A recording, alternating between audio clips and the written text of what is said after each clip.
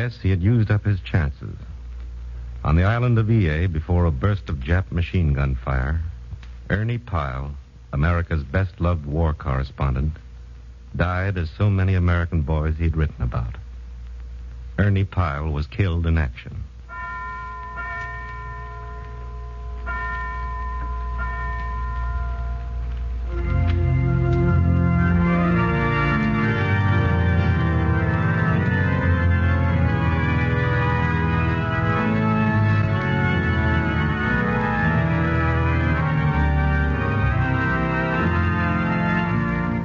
The National Broadcasting Company, in cooperation with the Council on Books in Wartime, presents Words at War, dramatizing the most representative books to come out of this great world conflict.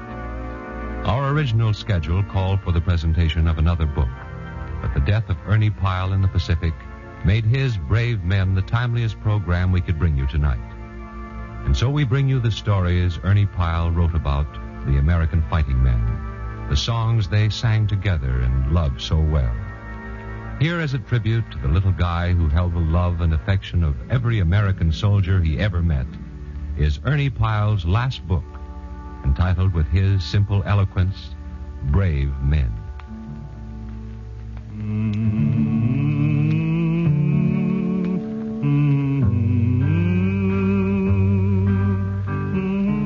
What is it like before battle? What do they think about? Well, they're afraid. But not afraid of the physical part of dying. That isn't the way it is. The emotion is rather one of almost desperate reluctance to give up the future.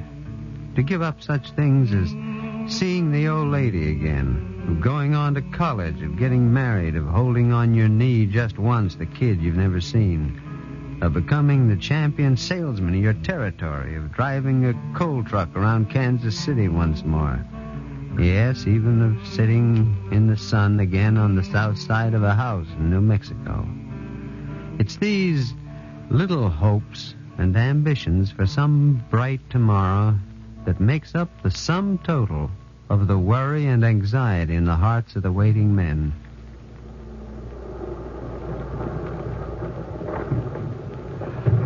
I don't think you can ever fully understand the ties that grow between men who live savagely together, relentlessly communing with death. They're ties of great strength. There's a sense of fidelity to each other in a little corps of men who've endured so long and whose hope in the end can be so small.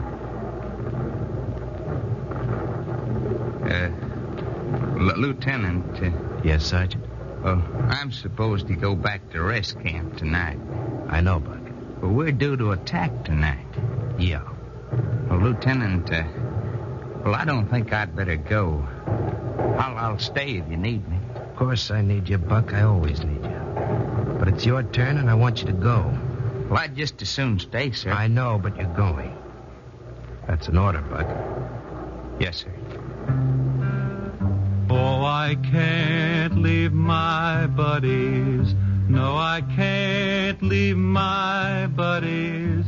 I'm a poor, lonesome cowboy and a long ways from home. This was in Italy. Sergeant Buck, a cowboy from Idaho, came back to the little group of old-timers with whom I was standing. You'd have thought he was leaving forever. Well, I guess I'll be going. Good luck to you all. Thanks, Buck. Get yourself a good rest. Yeah, I'll only be gone 5 days. Sure. Oh, you'll be back before you know it. Yeah, well, so long, everybody. Bye, so long, kid. And, well, good luck. Good luck to you, Thanks, Buck. Thanks, Buck. Take me back to be near them. Take me back to be near them. I'm a poor, lonesome cowboy and a long ways from home. It was drizzling and the valleys were swathed in a dismal mist. The artillery of both sides flashed and rumbled around the horizon. The encroaching darkness was heavy and foreboding. I walked with Buck to the waiting truck. He kept his eyes on the ground, and I think he might have cried if he'd known how. Ernie, Yeah, Buck? this'll be the first battle I ever missed with this battalion. Yeah, I sure do wish 'em luck. well, they know that. I feel like a deserter.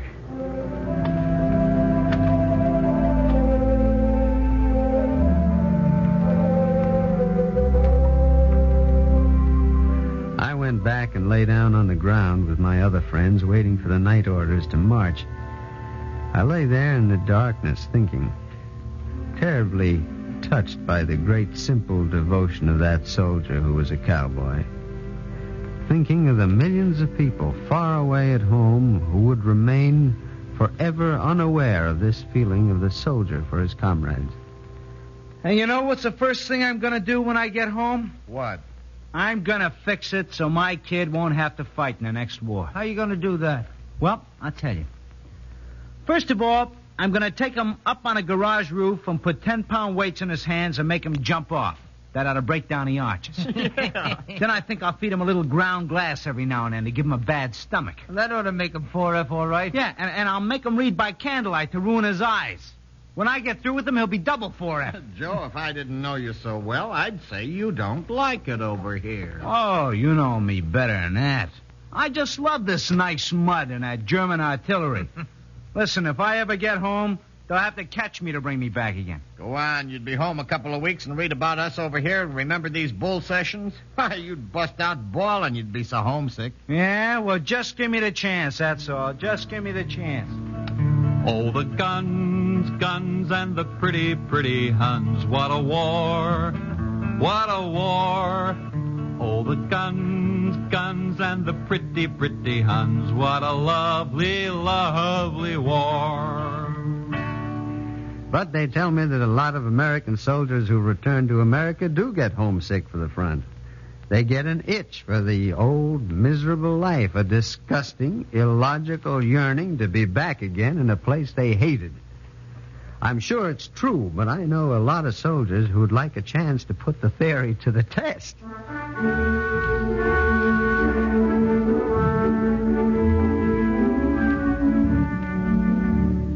Behind me is a distinguished and unbroken record for being sick in every country I ever visited.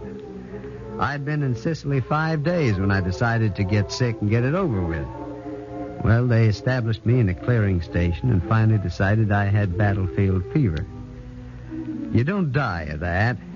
You just think you will. As I began to feel better, I became aware of the wounded and the dying men who were constantly being brought into the tent. I feel okay. I think I'm going to make it, Doc. Of course you will.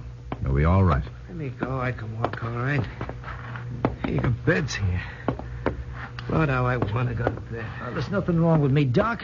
You don't call this little scratch anything. Let me out of here. We've got to take care of that wound, son. We're going to send you back to the hospital. I don't want to go to any hospital. I want to get back to my outfit. You wouldn't do your outfit any good right now, son. You go on to the hospital. I've got some good-looking nurses there. I don't care about any nurses. I want to get back to where I belong, Now, sir. take it easy, soldier. Take it easy. It was flabbergasting to me to lie there and hear wounded men cuss and beg to be sent right back into the fight. Of course, not all of them did that. It depended on the severity of their wounds and their individual personalities, just as it would in peacetime. But the main impression I got from all the wounded was their wonderful spirit and the thoughtful and attentive attitude of the men who cared for them. Well, eventually, after having indulged myself long enough to keep up my sick record, I got back to the front. Frontline conversation covers almost every topic in the world. You know something? For $25, I'll eat a double-edged razor blade. Now, what you think of that? I wouldn't give you 2 bits. You can't do it anyway. Yeah, you just put up $25 and I'll show you, and I'll let you examine the inside of my mouth afterwards. How do you do it? I'll just chew 'em up. I haven't got $25. Well, you could all pitch in. Look, I'll take a double-edged razor blade, chew her all up, and swallow her down. Now, what you say? Nah. Can you really do it, Sam? Sure I can, Ernie. I used to do it all the time before the war. I was offered a job in a carnival. Was that so? Hey, Ernie, how about you putting up $25? No, Sam, I think I'll wait and see it for 2 bits at the carnival. Oh, it's worth $25 to see a guy eat a double-edged blade.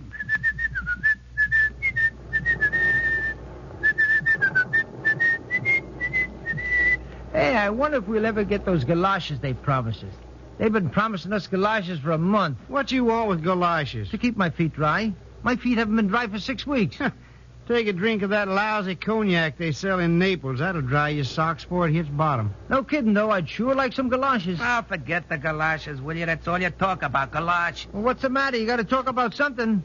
Anyway, it's not civilized to go around with your feet wet for 6 weeks. What do you mean civilized? What's that?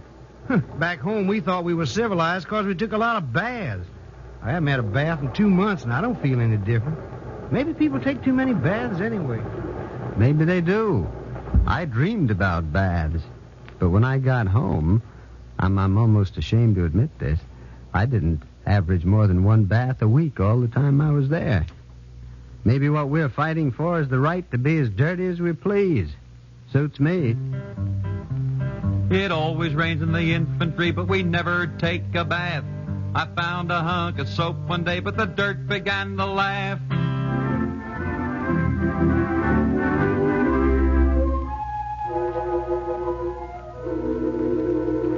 I took a walk along the historic coast of Normandy after D-Day.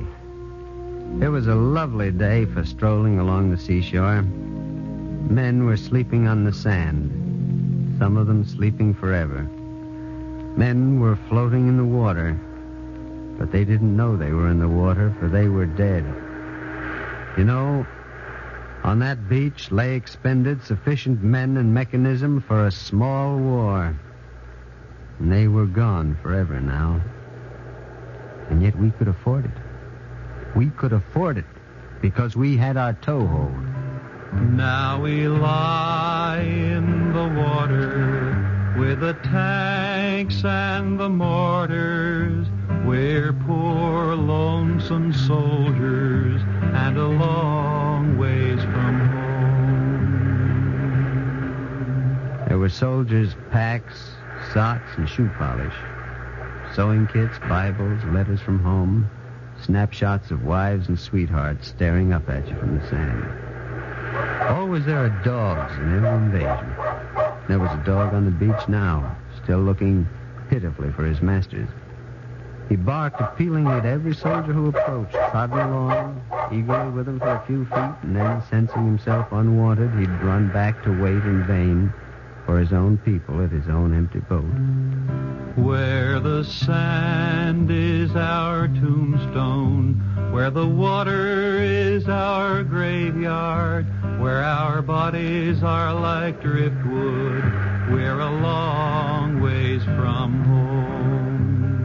The strong, swirling tides of the Normandy coastline shifted the contours of the sandy beach as they moved in and out. They carried soldiers' bodies out to sea, and later they returned them. They covered the heroes with sand, and then, in their whims, they uncovered them.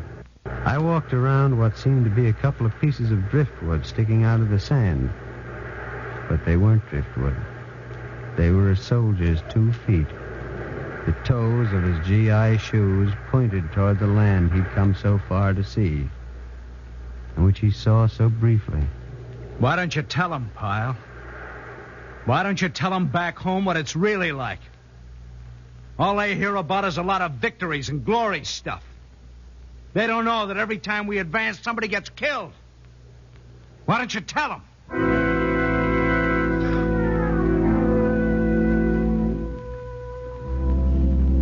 I told him that was what I tried to do all the time. You see, this soldier was fed up.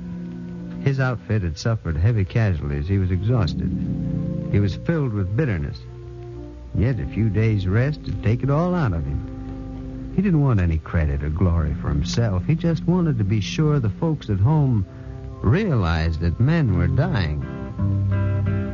Some folks at home keep thinking of steak, while the bullets, they give us a bellyache.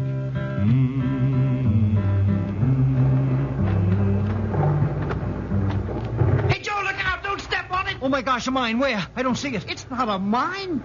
Look, it's a little baby rabbit. A rabbit? Hey, don't ever do that again. I thought I was stepping on a mine. Oh, say, he's a cute little fella. Yeah, he's cute. But look, Bill, don't ever do that again, see? Yeah. Hey, this little fella's hungry. I'm going to take him back and get him some canned milk. You better leave it here. You can't be toting a rabbit around with you. Yeah. Yeah, he's a cute little fella, isn't he? Strange little things happened on the battlefield. Private Bill Westcott found a little rabbit. He fed it tenderly through an eyedropper. It was quite a little rabbit at that. It hopped around everywhere after Westcott, and when the distance got too far, it would go hopping back to the pup tent and snuggle up in Westcott's blanket. All the boys were crazy about it. Then, after about a week, we found the little rabbit dead on the grass. Private Westcott, whose own life was in the balance every day, felt awful bad about that little rabbit.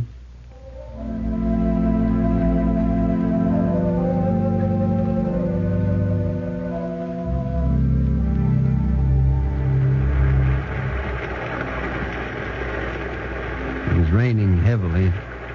We were all soaked through. We were on our way to clean out an enemy strong point. The young lieutenant kept barking his orders. Spread it out now. Want to draw fire on yourselves? Come on, don't bunch up like that. 5 yards apart. Spread it out. The men didn't talk among themselves. They just went. They weren't heroic figures as they moved forward a few seconds apart. There was a confused excitement and a grim anxiety in their faces. Spread it out. Come on, spread it out. They seemed terribly pathetic to me. They weren't warriors. They were American boys who, by mere chance of fate, had wound up with guns in their hands, sneaking up a death-laden street in a strange and shattered city in a faraway country in the driving rain. They were afraid, but it was beyond their power to quit. They had no choice. Hey, Ernie, duck in this doorway. Right. Hey, Ernie, where's your rifle? The correspondents can't carry rifles. International law. Yeah? Sounds like a silly law if you ask me. Hey, I used to read your column back in Cincinnati, Ernie. You did? Yeah, we're pals then. Ernie, could you put my name in? Well, I mean, the family would get a big kick out of it. Sure. Let me get the name right. Here, you hold my helmet over the pad? Sure. Thanks. Go ahead. Private First Class Arthur Slater. Wait. Cincinnati, Ohio. Yeah? Even with the bullets winding down the street, the soldiers were eager for me to get their names so that the folks back home would know they were in this. I ducked from one doorway to another, getting as many names as I could. Names of the actors in one little drama of the war along a rain-soaked street of a French village. Not much glory in the job they were doing. For as my favorite song and theirs puts it, they've got no time for glory in the infantry. They've got no use for praises loudly sung. Oh, they've got no time for glory in the infantry. Oh, they've got no use for praises loudly sung. But in every soldier's heart in all the infantry shines the name of Roger Young. Caught in ambush lay a company of riflemen, just grenades against machine guns in the gloom. Caught in ambush till this one of 20 riflemen volunteered to meet his doom. Stood the man, Roger Young, fought and died for the men he marched among.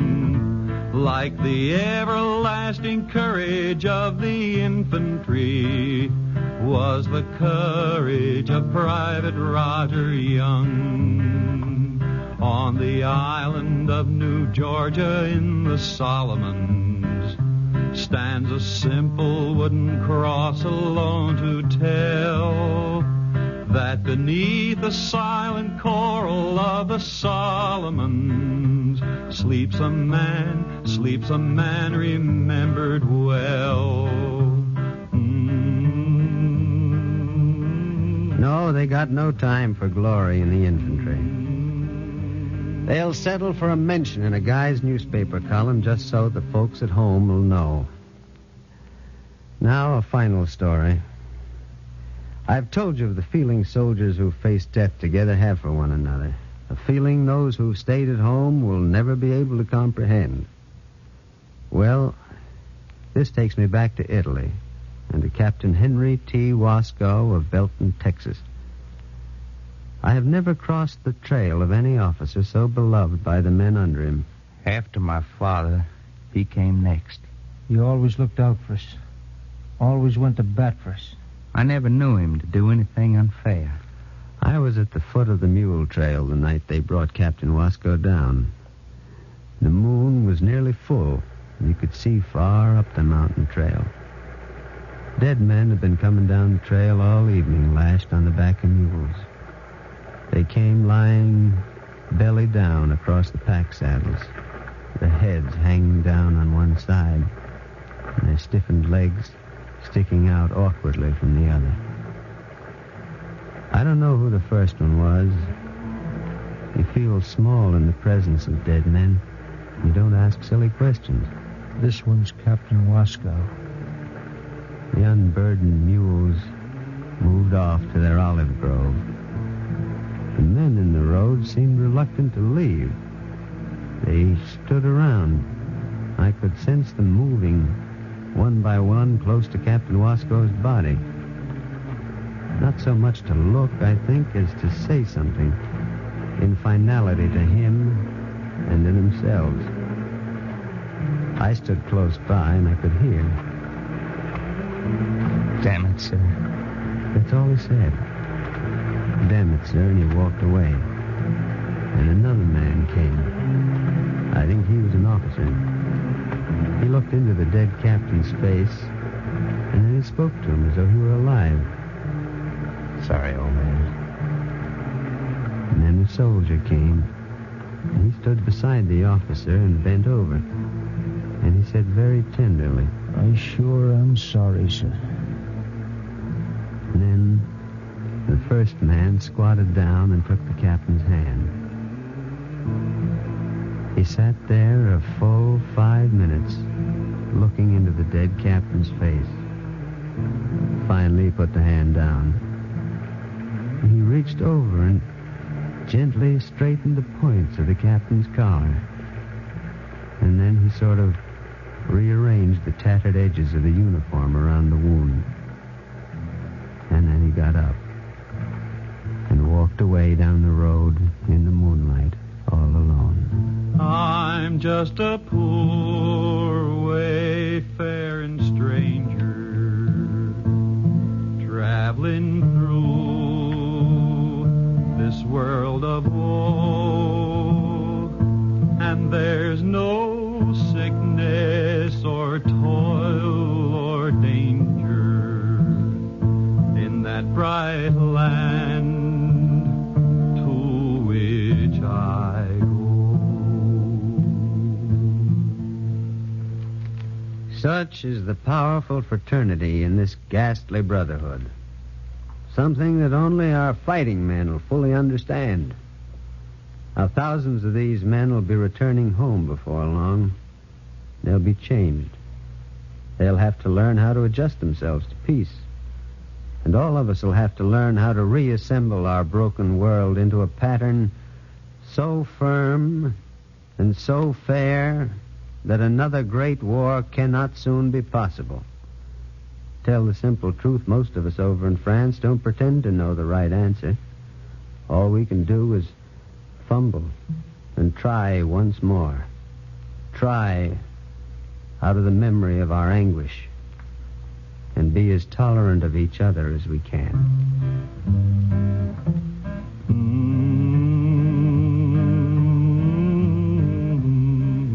He didn't want to go. He hated it. War sickened him and made him afraid. When he came back from Europe, he said that if he saw one more dead man, he feared he would lose his mind. He said this would be his last invasion, He probably meant it.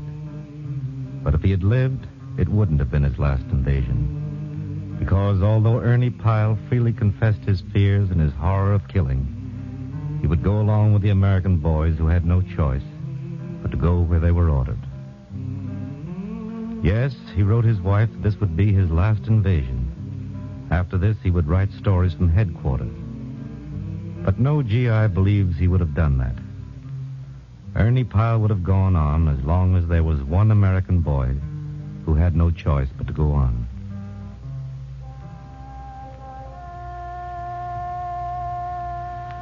The GIs who loved him went out in the face of enemy fire to bring back the body of Ernie Pyle from the spot where he had fallen. And a GI fashioned a wooden coffin for Ernie and laid him beside his fellow fighting men. No need to write an epitaph for Ernie Pyle. It has been written by a GI on a crude wooden marker that stands over his grave on the desolate Isle of Ie near Okinawa. It reads simply, "At this spot, the 77th Infantry Division lost a buddy, Ernie Pyle, April 18th, 1945.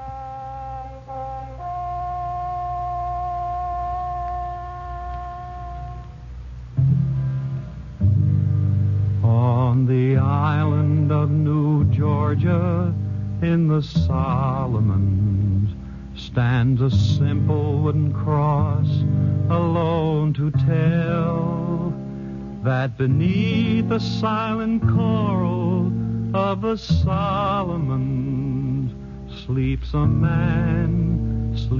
man remembered well. In tribute to the memory of America's best-loved war correspondent, Ernie Pyle, Words at War has presented a dramatization of his last book, Brave Men.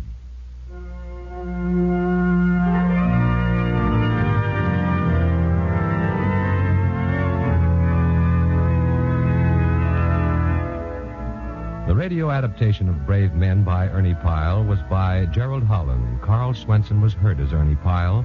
Others in the cast were Martin Wolfson as narrator, Jim Bowles, Walter Kinsella, Paul Mann, Larry Haynes, Jeffrey Bryant, and Carl Emery. Our ballad singer was Tom Glazer. Organ music was by William Meader, production Garnet Garrison. Words at War is presented by the National Broadcasting Company in cooperation with the Council on Books in Wartime. Next week at this same time, a dramatization of another important war book. This is the National Broadcasting Company.